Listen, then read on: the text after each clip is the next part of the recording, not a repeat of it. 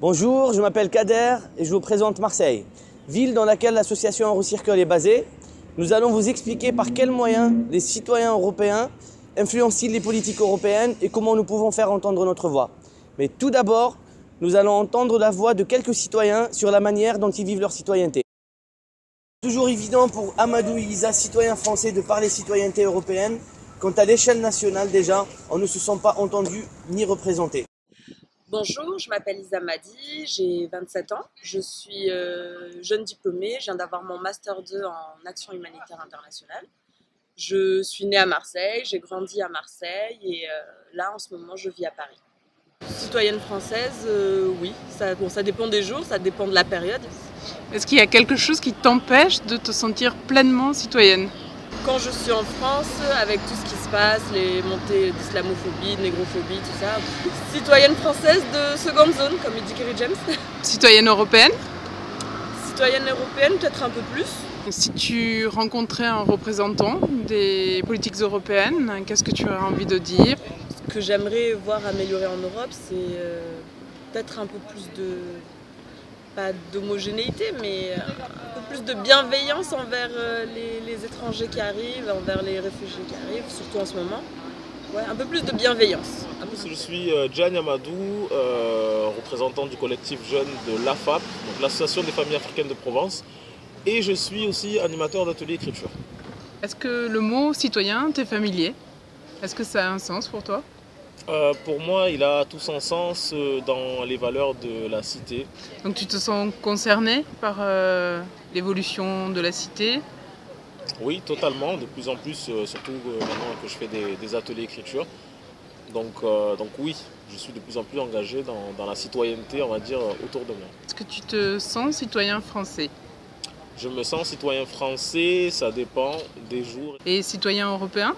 Je suis né en France, mais mes origines sont sénégalaises, africaines aussi. J'aimerais être citoyen du monde en fait. Il faudrait déjà que je sois accepté en France pour commencer. Peut-être que si je fais d'autres pays d'Europe, je pense qu'il sera beaucoup plus ouvert que la France. Je me sentirais peut-être plus européen.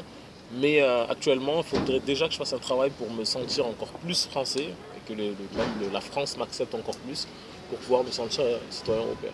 Nous allons maintenant donner la parole à un expert européen afin qu'il nous explique comment l'Europe prend en considération les citoyens de l'Union européenne. Suivez-moi. Bonjour Alain Dumort. Bonjour. Vous êtes chef du bureau de la représentation régionale de la Commission européenne PACA à Marseille. Pouvez-vous vous présenter et nous expliquer votre rôle?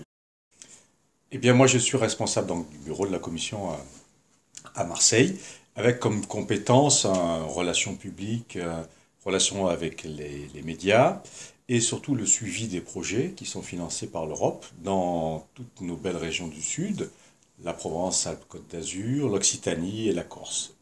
Est-ce que vous pouvez nous parler des initiatives citoyennes européennes, nous expliquer ce que c'est? C'est en fait une invitation qui est faite par des citoyens à la Commission européenne de prendre en main un certain nombre de dossiers que eux décident.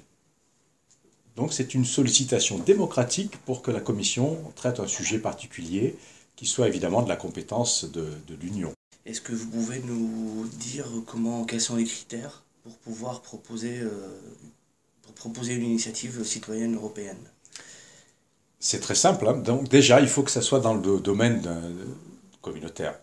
Donc on ne peut pas par exemple faire une initiative dans le domaine de la défense, puisque ça ne relève pas de la compétence de la Commission européenne en tant que telle. Sinon, c'est très, très simple.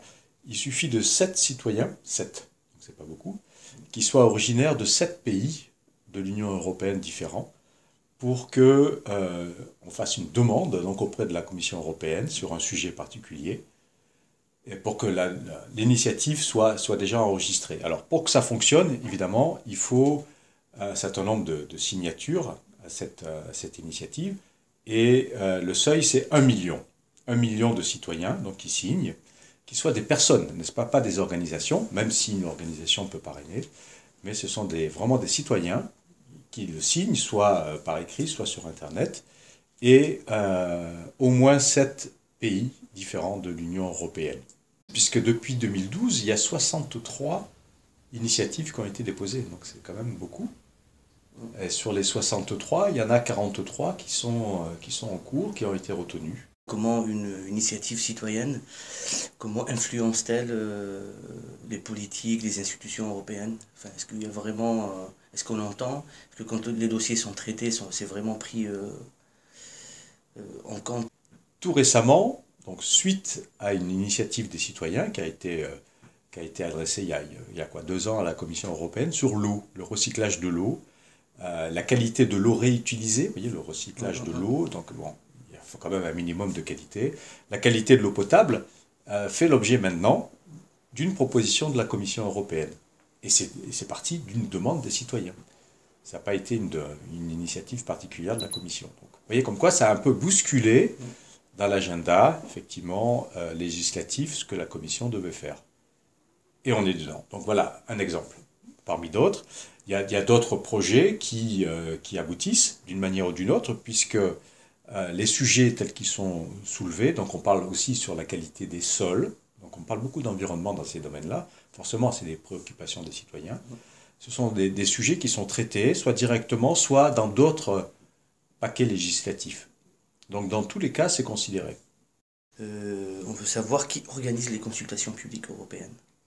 C'est la Commission. Donc la Commission, à chaque proposition de loi qu'elle fait, finalement, a l'obligation de faire une large consultation auprès des citoyens, auprès de ce qu'on appelle aussi les parties prenantes, c'est-à-dire les acteurs économiques. Si on parle d'agriculture, évidemment, ce sont les agriculteurs, les syndicats, l'industrie agroalimentaire, etc. Mais aussi les citoyens. Donc chacun, finalement, peut se positionner sur tel ou tel sujet en montrant finalement quelle est leur position, quel est leur intérêt et éventuellement quels sont les impacts que telle ou telle décision législative peut avoir sur son activité. Quelles importances ont-elles les consultations publiques et comment influencent-elles les institutions européennes? Donc c'est à la fois une question de démocratie, c'est un petit peu le même cadre que l'initiative, puisque on demande l'avis de toutes les personnes qui sont directement concernées par le sujet. Non seulement on le demande, mais ensuite on le publie, donc c'est tout à fait transparent. Donc ça relève aussi d'une démarche démocratique. Vous parliez tout à l'heure de l'initiative, alors il y a justement une consultation publique actuelle qui a lieu sur base de l'initiative qui avait été lancée il y a 2 ans sur la qualité de l'eau potable. Donc initiative des citoyens, prise en compte par la Commission européenne, consultation de la Commission européenne sur cette proposition qu'ils mettent en place. Vous voyez, donc la boucle est bouclée d'une certaine manière. Quels sont les moyens mis par la Commission européenne pour toucher le plus de monde, pour qu'il y ait la participation de tous les citoyens? Internet reste le moyen le plus direct, le moins cher aussi, bien entendu, et qui touche de plus en plus de gens. On est conscient de toute façon que l'Internet ne touche pas tout le monde, c'est pour ça qu'on passe, selon les sujets, bien entendu, par différents canaux. Lorsqu'on fait par exemple une consultation dans le monde de l'éducation, il est évident que c'est directement au niveau des enseignants, des ministères de l'éducation, qui font ce qu'on appelle aussi des circulaires, qu'ils affichent dans les lycées, en fonction des publics concernés. Est-ce qu'il y a un site internet précis pour ça? Pour oui. Trouver toutes les consultations publiques? Il y a un site particulier, bien sûr, mais il y a surtout des sites qui renvoient au domaine d'activité particulière. Par exemple, si on fait une consultation dans le domaine de la pêche, comme on a fait récemment, vous savez, sur les limitations de la taille des chaluts ou la réglementation de la pêche au bar ou au mérou, on le fait sur le site qui parle de la pêche et des affaires maritimes. Donc en tapant des mots-clés, consultation pêche par exemple, vous tombez directement sur le formulaire ou le site interactif qui vous permet de le faire. Donc tout ça est relativement simple et rodé. Et puis il reste aussi des numéros d'appel. Bonjour Michel Rivasi. Bonjour. Moi c'est Kader, de l'association Kader. Urban Prod de Marseille. Vous êtes députée européenne du sud-est de la France. Est-ce que vous pouvez nous parler un peu plus de vos multiples tâches et casquettes? D'abord, j'ai qu'un mandat, c'est députée européenne. Je m'occupe beaucoup de tout ce qui touche à la santé, environnement et consommateurs et tout ce qui touche à l'énergie, recherche, environnement et la commission pétition, qui est une commission où c'est un lieu où on essaie de mettre en lien le citoyen européen et les institutions européennes. Je veux déposer justement une pétition. Qu'est-ce que je dois faire? Il y a un portail qui permet d'accéder à cette commission des pétitions qu'on appelle commission Péti. Et votre pétition, elle ne sera recevable qu'à partir du moment où la problématique que vous posez est en lien avec soit une réglementation, soit une directive européenne. Mettons, il y a une construction, il y a un aéroport, où il y a, vous voyez, une ligne TGV qui se fait. Si jamais ça va à l'encontre d'une directive européenne sur l'habitat ou sur Natura 2000 ou sur l'eau, eh bien, vous posez cette pétition. Elle va être enregistrée au niveau de la commission. Donc, ce sont des parlementaires qui s'en occupent. Vous allez recevoir un numéro d'enregistrement. Ensuite, elle va être, il va y avoir une enquête par rapport à votre demande. Alors, soit c'est important et vous allez être auditionné carrément au Parlement européen, vous voyez, dans le cadre de cette commission. Et puis ensuite, la commission décide si c'est une mise en infraction ou une mise en demeure par rapport à la problématique que vous posez. Tout citoyen, si vous voulez, peut saisir cette commission de pétition s'il y a une adéquation entre la question posée et la problématique européenne. Quel est le parcours d'une pétition? Je suis citoyen. Je m'aperçois que là, il y a un complexe qui veut se construire dans une zone Natura 2000. Et qu'on est en train de tout couper, d'enlever cette zone Natura 2000. Je vais sur le portail, sur Internet, dans le cadre de la commission pétition, et je dépose ma pétition. Que je sois seul ou que je sois en association. Là-dessus, c'est enregistré. Il y a des gens de la commission qui regardent si effectivement il y a une directive européenne qui n'est pas respectée. Et ensuite, vous avez un retour en demandant à la France, vous voyez, parce que c'est les institutions européennes qui sont responsables de l'application des traités européens, mais l'État français doit s'expliquer par rapport à votre demande. Si la France n'est pas capable de s'expliquer en disant effectivement il y a une destruction de la zone Natura 2000, elle doit rendre des comptes à la Commission. Et là, la Commission peut mettre en demeure la France. Ça s'est passé sur Notre-Dame-des-Landes, vous voyez l'aéroport. Eh bien, il y a des associations qui ont saisi la commission pétition en disant là, la directive sur l'habitat et sur les zones humides n'est pas respectée. Et là, effectivement, la commission a dit c'est vrai. Et donc, elle a demandé des comptes à la France en disant comment se fait-il que sur le nouvel aéroport, vous allez détruire des zones humides.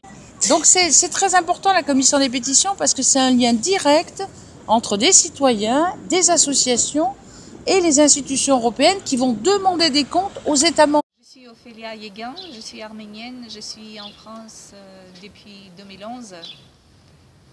Je me sens déjà citoyenne européenne. Et par rapport à quoi, par exemple? Quel sujet Par rapport de tous, de la liberté, liberté d'expression, égalité, tout ça. Je suis Marjana, je suis la polonaise.